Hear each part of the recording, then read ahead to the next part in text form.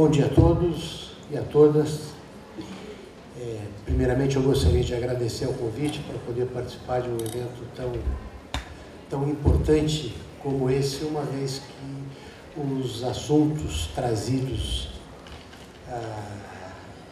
à baila, trazidos aqui para que nós possamos meditar, são de suma importância, uma vez que eles tratam da criança e do adolescente, em especial da primeira infância, em especial o acolhimento familiar, em especial a formação de rede, em especial o trabalho que deve ser feito, em especial o respeito, em especial a interpretação da Constituição.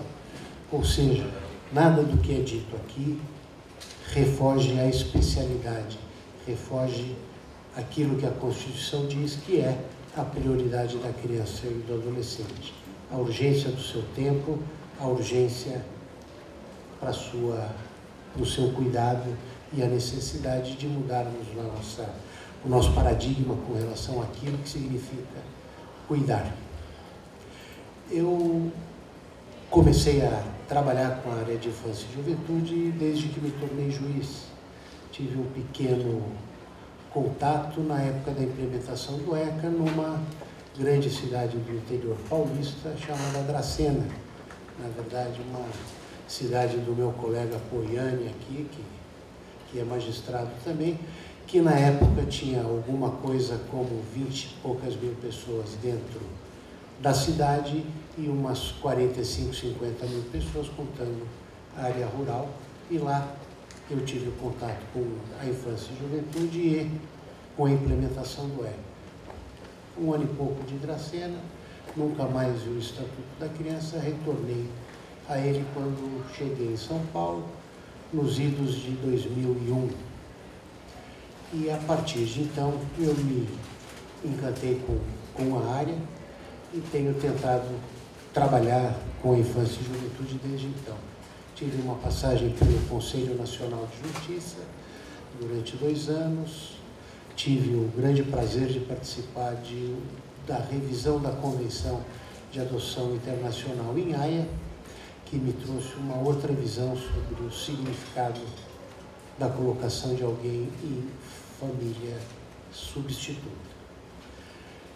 Tenho a honra de participar da Coordenadoria da Infância do Tribunal de Justiça de São Paulo, desde a sua criação e até hoje. Hoje eu sou o vice-coordenador dessa grande ideia que foram as coordenadorias de infância para os tribunais de justiça.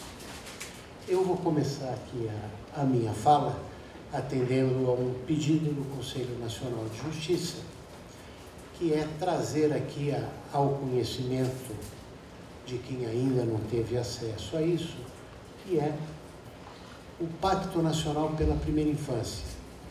Ele tem uma grande ligação com o acolhimento familiar, o acolhimento institucional, uma vez que se nós conseguirmos cuidar efetivamente da primeira infância, não na visão e ideia única da criança, mas sim da criança inserida na sua família e essa família conseguindo cuidar dessa criança, né?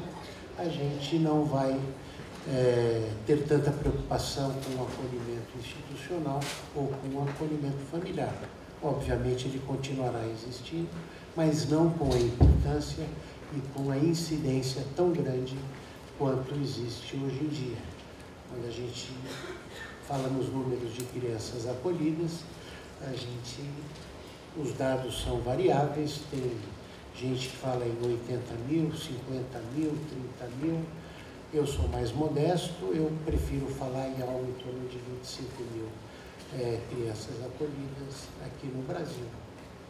E se a gente conseguir investir na primeira infância, nessa ideia contextualizada de família, né, a gente talvez diminua esse número para menos da metade e a gente possa ter, então, outros assuntos importantes para discutir também.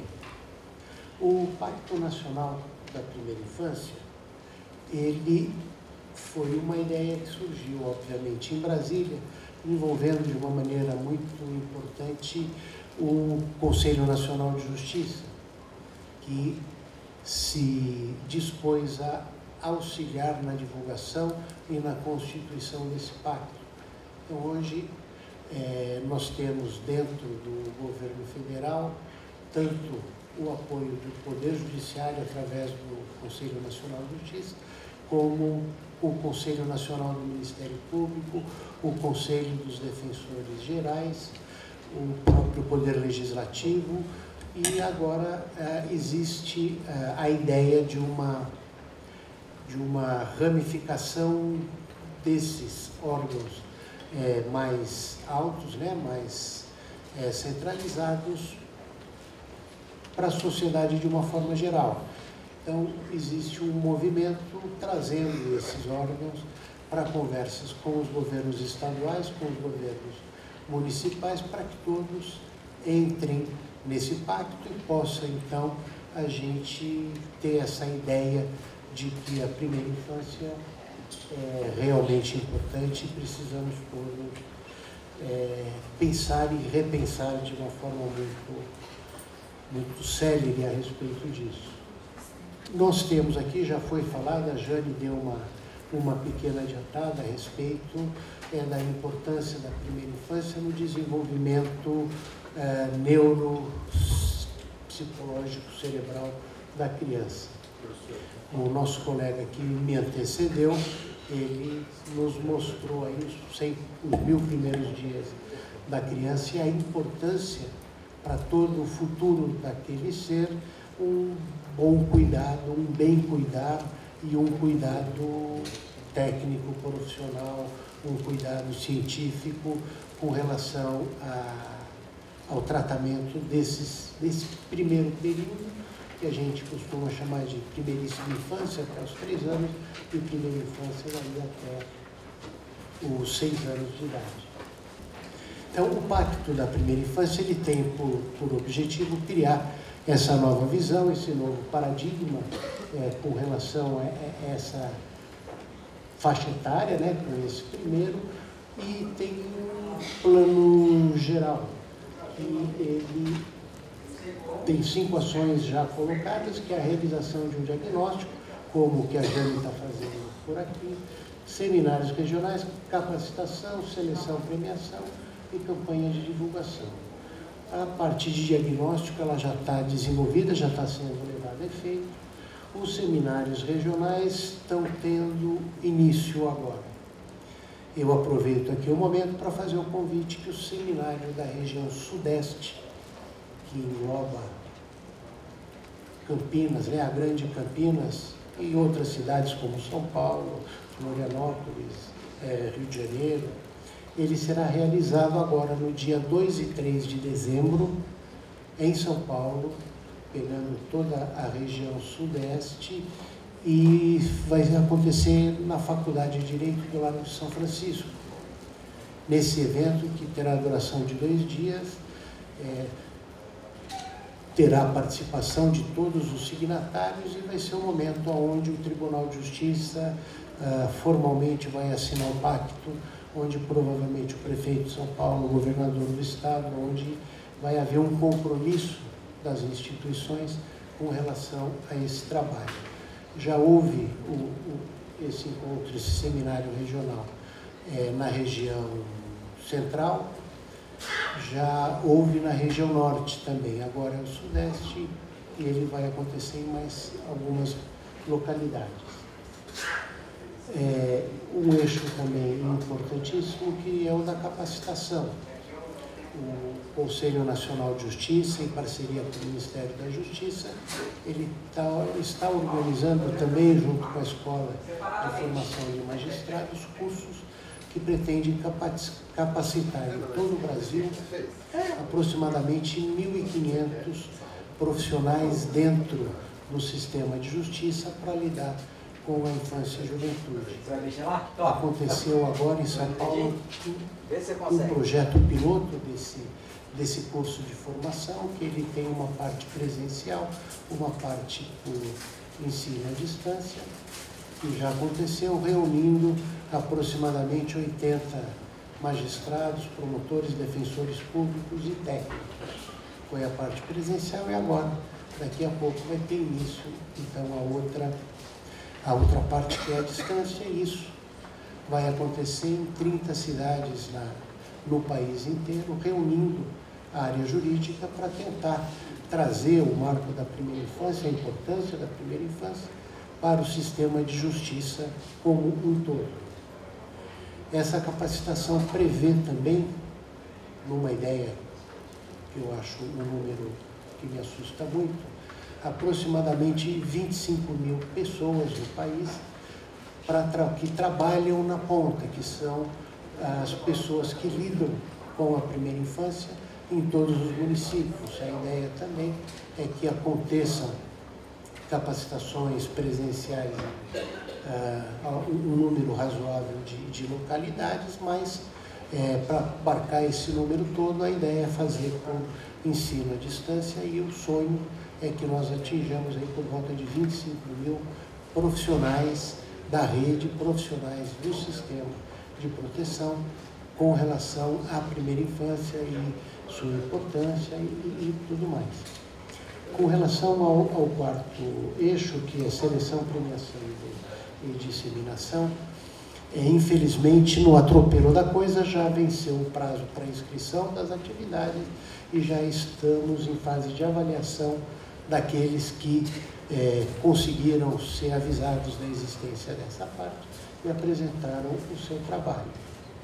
E temos aí um eixo que vai desde o início até agora, que é a campanha de divulgação desse projeto, desse Pacto Nacional, que envolve não só a capacitação, como seminários, como entrevistas, notícias e no nosso boca a boca aqui, do nosso trabalho de divulgação dessa importância.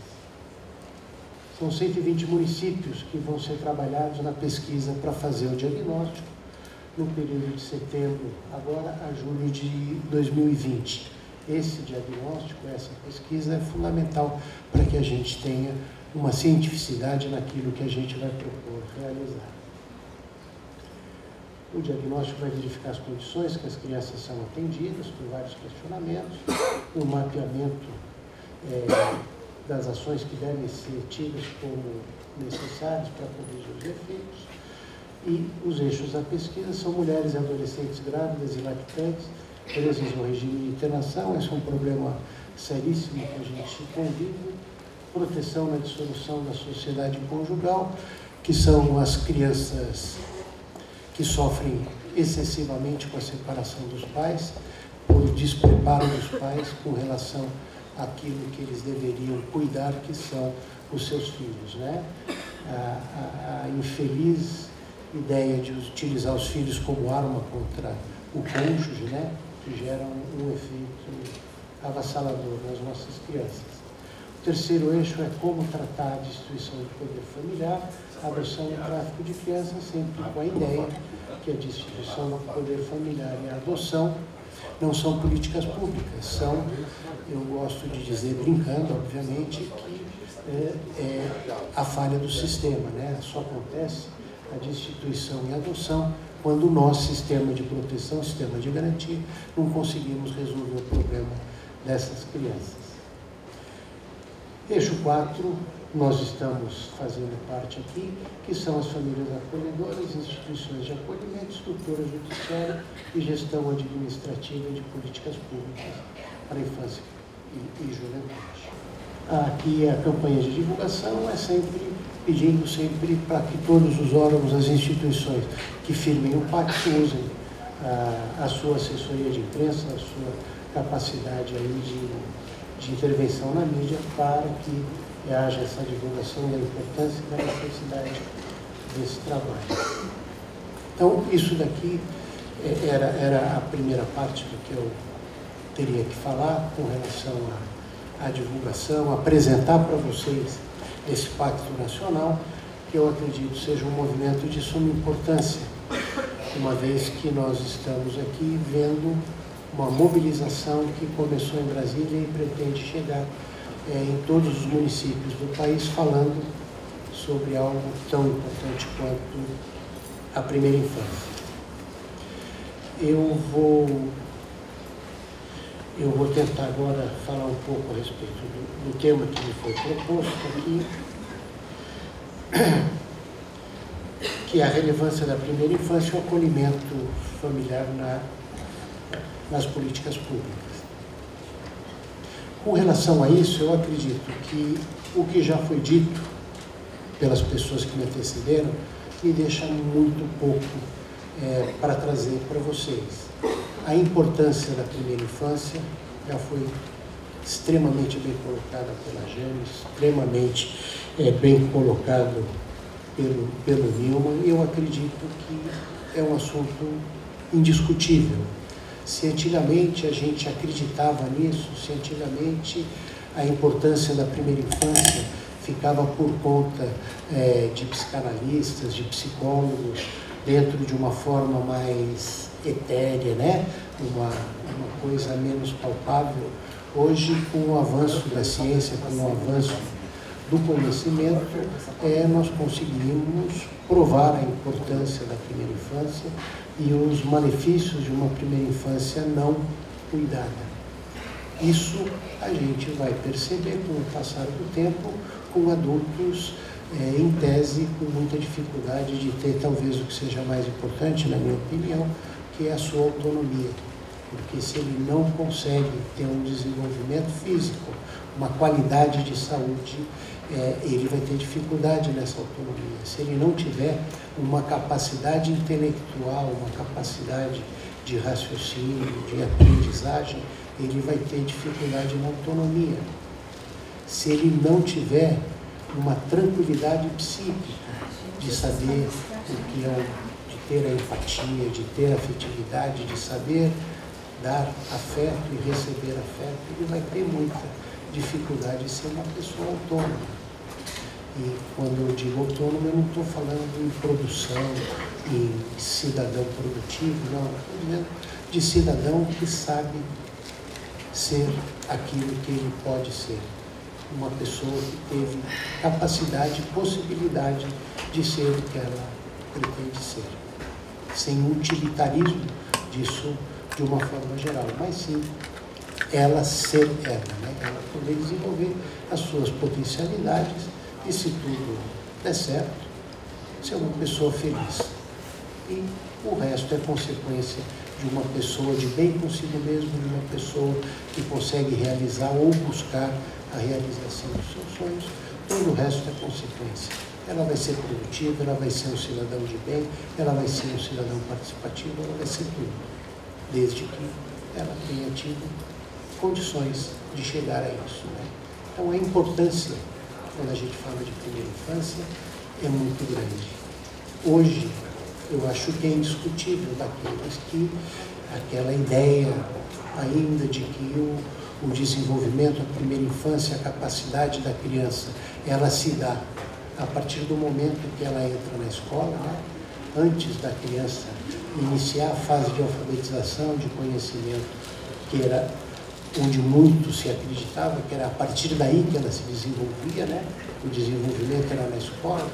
A gente sabe que o desenvolvimento na escola é consequência do desenvolvimento que ela teve enquanto criança, em fase gestacional e nos primeiros anos da sua vida. Se dúvida havia, os estudos da neurociência, eu acho que espancaram qualquer dúvida que se pudesse ter.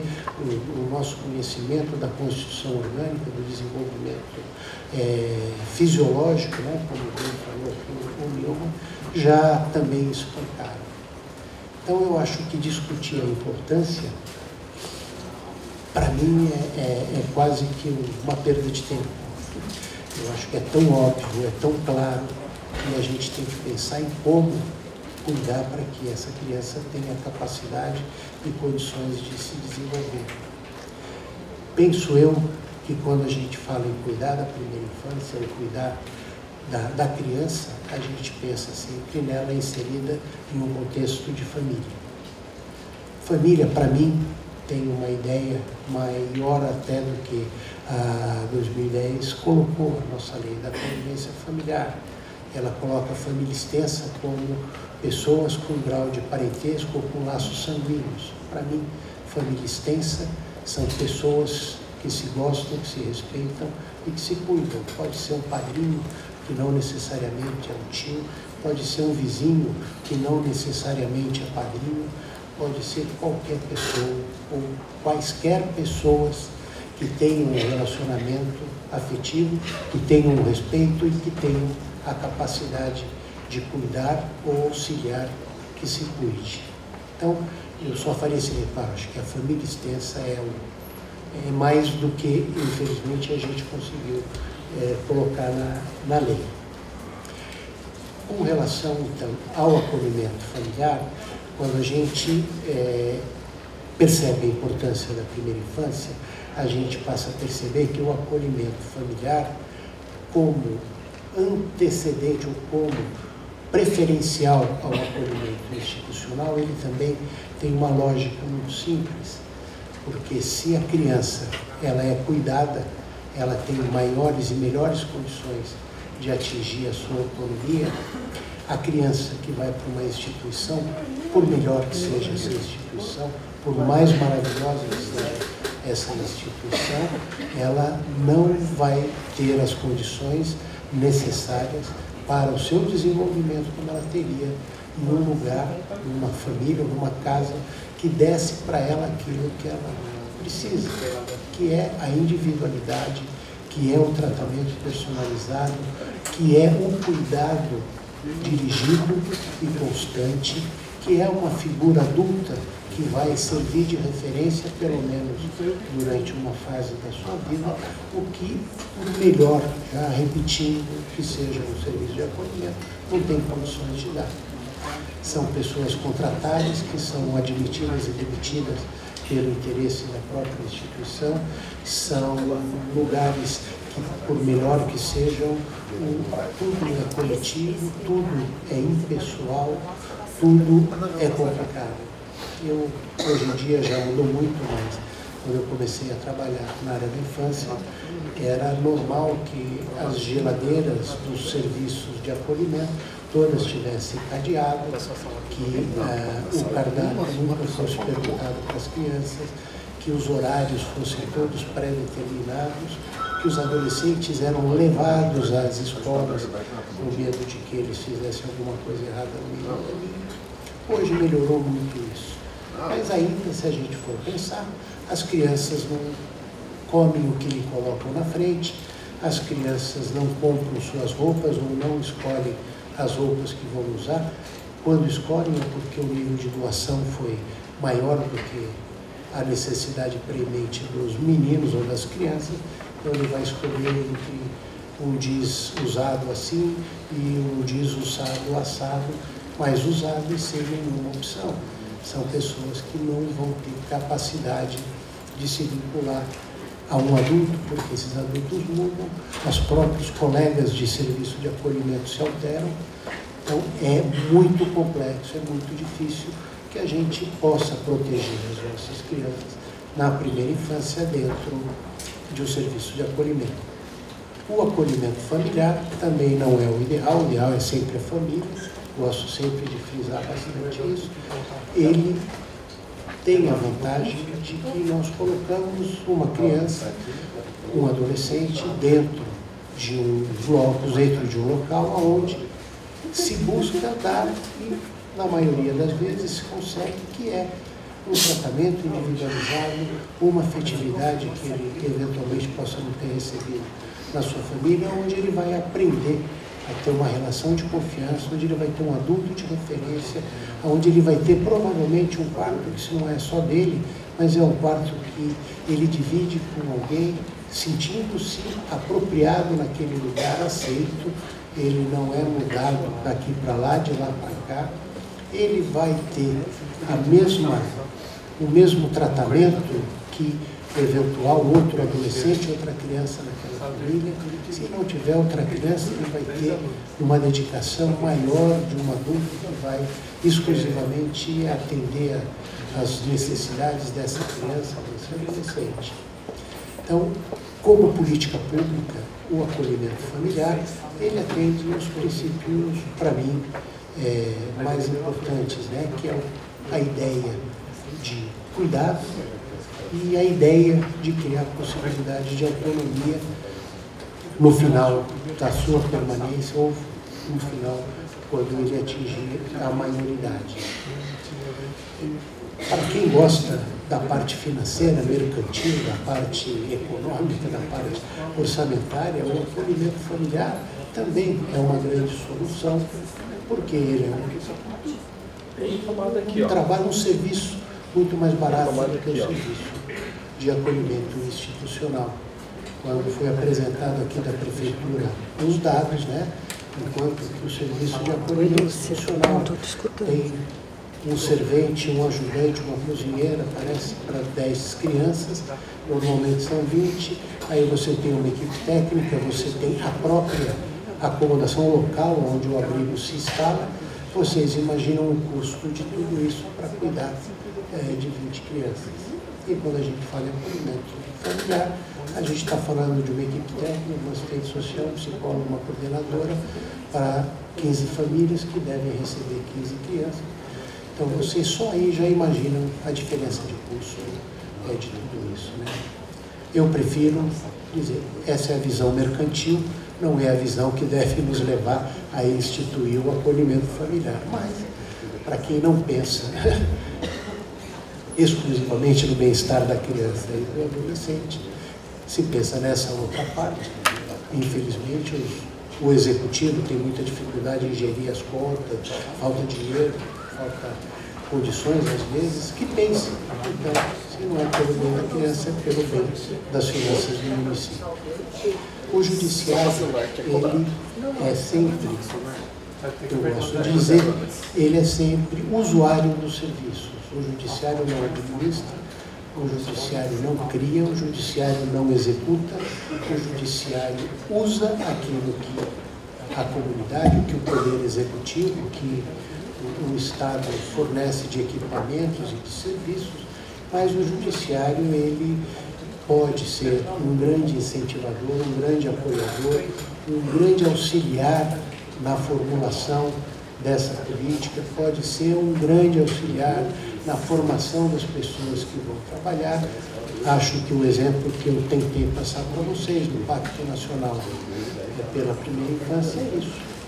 O judiciário não vai executar nada, mas ele pode auxiliar, motivando, agregando, reunindo, dando condições para a comunidade de fazer o seu trabalho, para o município realizar. E toda vez que o judiciário ingressa dentro dessa área, dentro dessa seara, com o cuidado de preservar a sua posição dentro da individualidade, dentro do respeito aos diversos poderes, sem interferência, costuma dar um resultado. E os municípios que conseguem ter um juiz participativo, um juiz que tenha vontade de criar, são municípios que têm, às vezes, mais facilidade ou melhor condição. Acho que Campinas teve o Richard durante muitos anos aqui, que eu tenho certeza que colaborou demais com o trabalho de capacitação, de formação, de conversa com o Poder Executivo, para que as coisas pudessem acontecer. Uma pena não haverem muitos juízes aqui. Acho que talvez o Goiânia, que veio das Alterosas, veio participar conosco aqui. Mas é importante que os juízes, o Poder Judiciário, seja chamado a integrar, não a política pública, mas auxiliar na implementação, na discussão, porque os juízes, em especial, e aí vai o meu reconhecimento para o setor técnico do Poder Judiciário, as nossas assistentes sociais e psicólogas, eu digo no feminino porque é proporção de mais ou menos 1000 por 1 dentro do judiciário, que são as pessoas que têm o convívio com a trincheira, com a linha de frente, têm um conhecimento da legislação, têm o acesso ao juiz, ao Ministério Público. São grandes parcerias, são grande mão de obra qualificada para trabalhar na formulação da política, na capacitação das pessoas dentro dos municípios. Eu vou encerrar por aqui a minha fala, para que o Pedro possa nos dá uma aula aqui de primeira infância, acolhimento familiar. Queria agradecer imensamente a possibilidade de estar conversando com vocês, pedindo desculpas aí pelo meu atabalhamento natural e agradecer demais a acolhida de vocês. Obrigado.